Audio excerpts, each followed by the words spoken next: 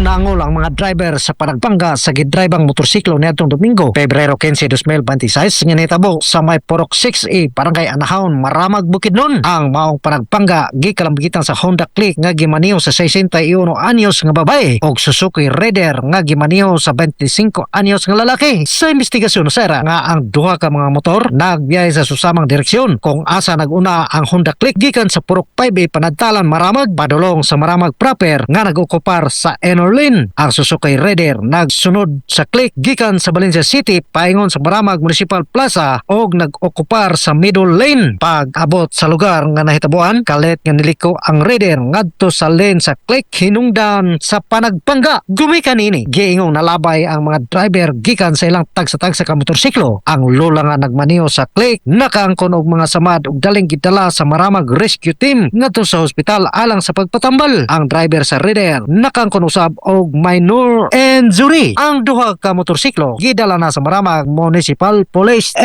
Station. Mga katropa, aron makalikay ta sa sakit nga dala sa pangit nga panahon, tomar perme sa mga pod supplements nga gama sa Yes to Health Incorporated. Labi na ang Premium D3 Soft Gel Capsule. Alang sa nagkayosang Pilipino para sa Pilipinas. Ako sa katropang Michael Carato Recabo, FP News.